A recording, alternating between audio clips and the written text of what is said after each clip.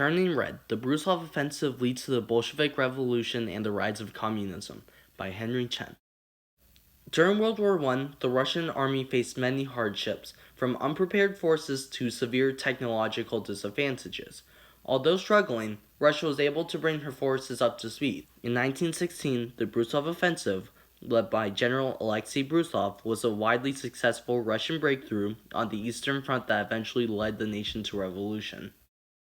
From the early 1900s to 1914, Russia's economy was underdeveloped by European standards, still built as an agrarian economy, focusing upon the use of peasants to farm. However, this was not nearly as efficient as their European counterparts, who had already switched over to industrial economies, having masses instead of factory workers. This created more manufactured goods at higher speeds, increasing the number of railroads that were required to move such large amounts of products. Russia, on the other hand, had few railroads and was just beginning to industrialize, and many suffered because of it. On June 28, 1914, the Austro-Hungarian Archduke Franz Ferdinand was assassinated, and shortly afterward, the continent turned to war. It was then that Russia discovered that they were only a shadow of their former power. Russia was overpowered by their European counterparts who were superior in every way except pure manpower. Leading into World War I, the Russian army was underarmed. Although boasting an impressive 1.4 million active members in the armed forces, not all soldiers had weaponry, and there were never-ending shortages. The Russian army continued struggling against the Central Powers for years, fighting to hold their own ground. Throughout the war, the country was seen as a weak nation, barely able to defend itself. Complicating the situation, the true level of corruption within the Tsar's regime was shown. As a result, many, including generals, leaders of fronts, and diplomats, feared the Tsar, and this would be seen when Alexander Samsonov, a Russian general, committed suicide after the Battle of Tannenberg instead of telling the Tsar bad news. Therefore, they suppressed vital information from the front. While an initial victory at Gubinin made the Russians confident that they would win, the battles of Tannenberg, August 1914, and the Battle of Masurian Lakes, September 1914, quickly destroyed this confidence, showing Russia had truly fallen behind in the grand race of imperialism and militarism. 1915 proved to be the worst year yet, toppling Russian supplies and coordination as the Central Powers rushed through, annihilating anything in their way. After losing numerous positions of high strategic importance, the only solace that the Russian troops could find was the Central Powers' advance had finally halted as the seasons turned to winter. As the war progressed, the slumbering nation began industrializing, finally catching up with the other European nations during the last 2 years of Russian involvement in World War I. Early in 1916, Aleksei Brusilov was appointed the commander of Russia's southwestern front. Brusilov swiftly began using his position as a general, unlike his peers, to prepare his troops for a new and unique offensive. Normally, the troops would start their attack almost half a kilometer from their enemy, exhausting the troops before they would even see them. As the exhausted troops made contact, they were mowed down, working off pure manpower to win land. Instead, Brusilov trained the troops in new tactics, digging tunnels to close the distance, sometimes appearing only 15 meters from the Austro-Hungarian lines. The troops emerged from tunnels dug in the night, preying upon the trapped Austro-Hungarian troops. Russian troops took the Austro-Hungarian trenches, using grenades and surprise, moving swiftly upon their enemies. Across the trenches, the Austro-Hungarians were complacent, happily staying in their trenches, using more extravagant measures to live comfortably.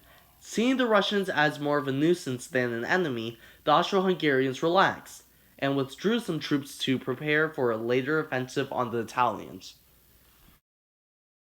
Beginning in the early morning, Russian artillery harassed Austro-Hungarian forces, hitting them with many short and powerful barrages, creating the impression that the Russians would attack.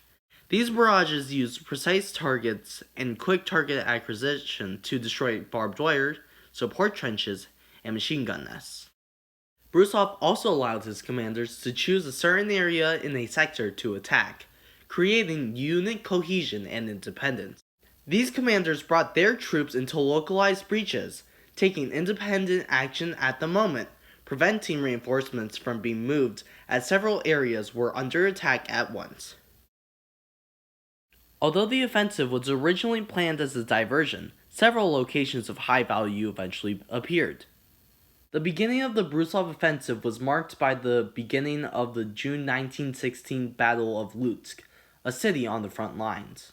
The barbed wire fields behind and in front of the Austro-Hungarian forces led to their demise, ruining any chance at retreat. It was already 5 seconds after the artillery was no longer directed at the first trench. In the 6th second, perhaps a spirited defender cried, "To the trenches!" In the 7th second, he ran into someone on the stairwell, and under a low-hanging balcony that was splintered and torn to pieces, a hand grenade skidded after. And the battle was won with a decisive victory for the Russians. As the offensive continued, the Russians advanced onto more areas of strategic importance, such as the foothills of the Carpathian Mountains, located in modern-day Romania, the last geographical obstacle between Russia and the heart of the Austro-Hungarian Empire. This strategic breakthrough was unparalleled within the Eastern Front, capitalizing on the use of highly mobile troops and strategies later seen in blitzkrieg-style operations.